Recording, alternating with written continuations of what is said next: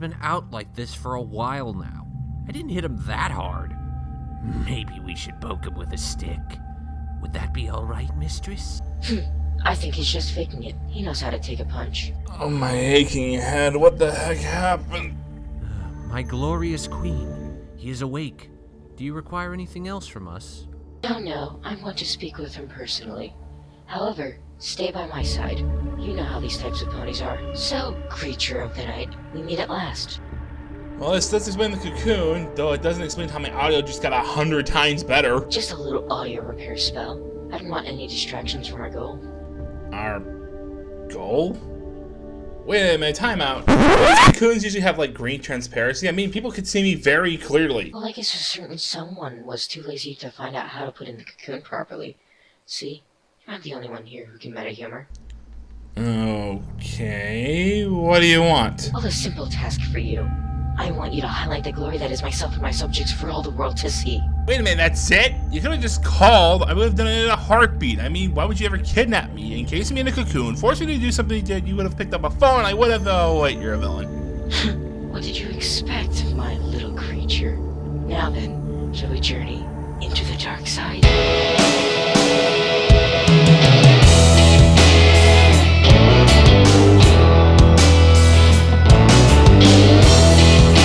You do know stealing my leading line isn't exactly gonna make me your best friend. Enough with the meta-humor already. There's only so much of that we can take.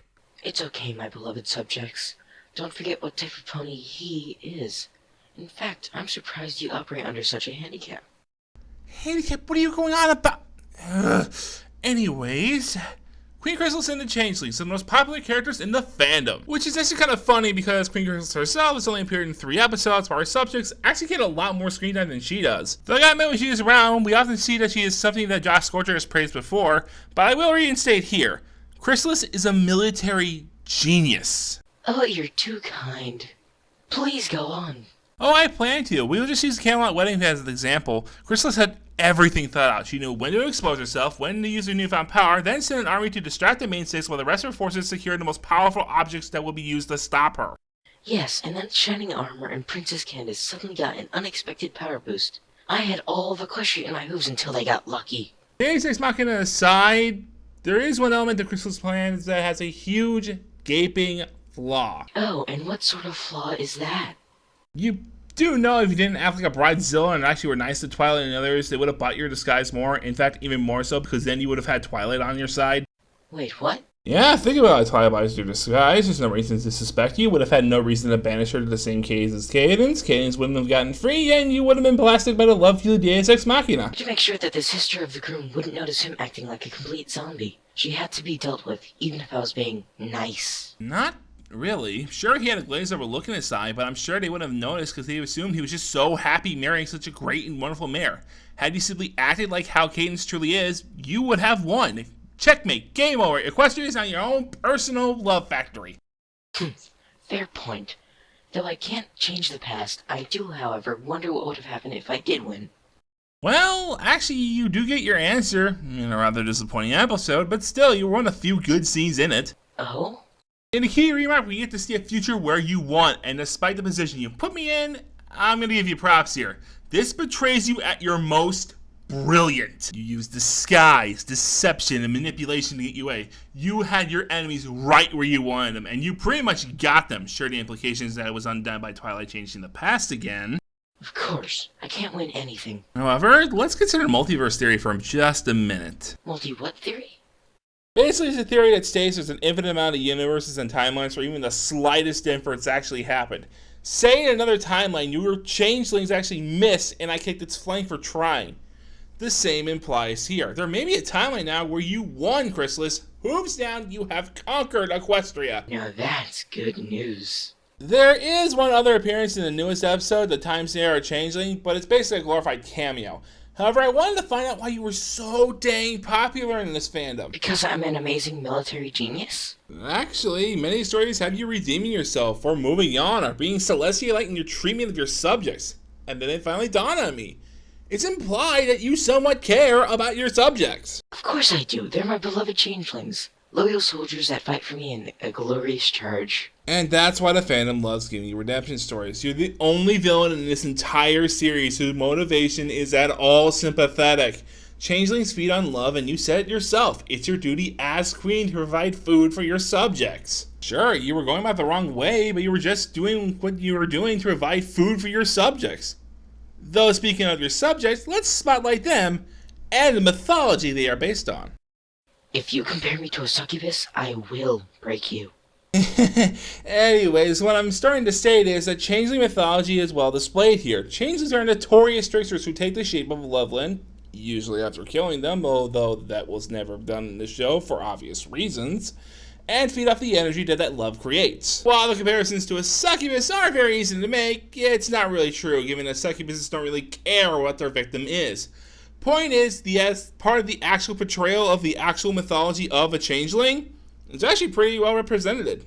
They better be. In fact, for the longest time, it's been thought that changelings were nothing but evil little creatures of darkness, always a villainous race. They were always portrayed as villains in both the comics and the show. Then, Slice of Life happened, where we saw a changeling sitting and cranky in Matilda's wedding. I mean, sure, every point was terrified of the poor thing, but it was still there and not hurting anyone. Plus, it was confirmed by the show's writer that it wasn't evil. It was a friend of Matilda's and wanted to be there for her wedding despite how much everyone would be scared of it. This little revelation opened a whole new door for changelings in the show. They could be redeemed or even good guys. For example... If you're going to reference the weakling, let me at least put this up. Enter Thorax from the Times They Are Changeling. Now, I don't think this episode is all that good, but I do admit it did one thing very, very well. It made Thorax sympathetic and very, very likable. It's really hard not to feel for the guy, since he basically comes from a hive mind that obeys their queen blindly. No, we don't. We have complete and total free will, you sycophant. Be silent and let him speak. Yes, my queen. And then he sees the main six and saw potential that friendship had. He looks so hungry and desperate. We find out that he has a knee-jerk reaction when encountering love. When he's finally accepted, we can see validation for his hard work. I honestly think this show should have more changelings on Thorax's side. Yeah, I'm really rooting for this little bug guy. Overall, I think Queen Chrysalis and the changelings are a very welcome addition to the show. They bring an aura of mystery and darkness and even a little bit of horror thrown in. They are a genuine threat when they are villains and unbelievably sympathetic when they are heroes. I hope that we see more changelings as the show rolls on. That's all I gotta say. Creature of the Night, out.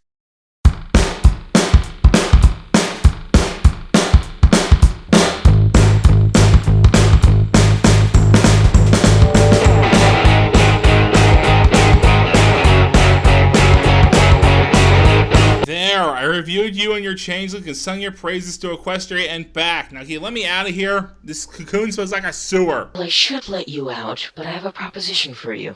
Oh yeah? What is it? You want me to review another villain too? No, I want to make an offer that ponies of your type want the most. What do you mean my type? You keep saying that about me. What do you mean? Darko seas? No, nothing as trivial as that. I want you to take over the analyst community. Wait, what are you talking about? What possible interest could you have in taking over the analyst community? Oh, please, do you realize how doomed you are on your own? No matter what you do, no matter what you say, you're only to be looked at as one thing. You'll be looked at as nothing more than a dark OC, an overpowered Gary Stew. No matter how hard you try, no matter how many subscribers you gain, you will never escape it. What do you mean? What are you talking about? I have an army of changelings at my beckoning call. Say the word and they will replace the other more famous analyst and then sing your praises. Your stock will rise and rise. You'll be the most powerful analyst in the community. You'll have everything you've ever dreamed of. Power. A crossover with Lightning Bliss. Your very own actual moment with Dr. Wolf. Becoming more famous than you can dream of. And finally, making up for your sin against Keyframe. That's why you really did this, didn't you? You wanted to become famous. You wanted to walk among them, to be mentioned in the same name. To join the Rift Cafe, because you think it's some validation of a lifelong goal. That's not true. Oh please, it's clearly obvious. But what do you get out of it, huh? Why are you doing this? Why are you even making this offer? What are you doing? What is your goal? Why are you doing this to me? Well, that much love generated would make my power rise and rise. My subjects and I will be well fed, and then we will return to Equestria and conquer it. It's a win-win situation, creature. Think about it. What hopes do you have? You have nothing. It's true. I'm limited like crazy. My biggest fear is that others will just view my OC and then just immediately leave. All I want is to be given a chance, to be looked at something more than what my OC is, but yeah. It's very limited. And yet,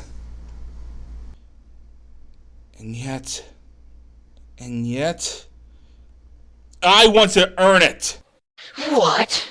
You're right. Many people just look at my OC, mock it for a cheap laugh, and then leave. But there's something they will never, ever take away from me. Who I am. I am the creature of the night. I have all the love and support I need behind me. I may never, ever get a chance to walk with my idols. But you know what? That's okay. Idol is something more important than that. My fans. They are the reason why I walk forward. They are the reason why I continue making videos. This isn't just my show, it's theirs too! You are a fool throwing this away. No matter. Perhaps one of my darlings would be more cooperative. I'm going to enjoy this, you bad horror movie reject.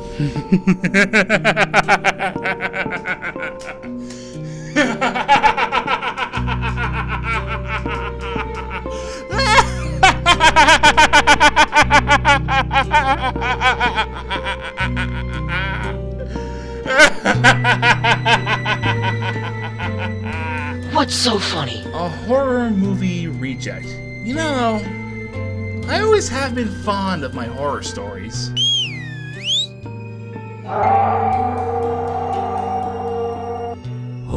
What was that? It's nothing. Kill him. There it is again. What are you doing? Well, it's obvious. I told you that I've always been fond of my horror stories. This now just became yours. Here's a spoiler for you. You're the victim!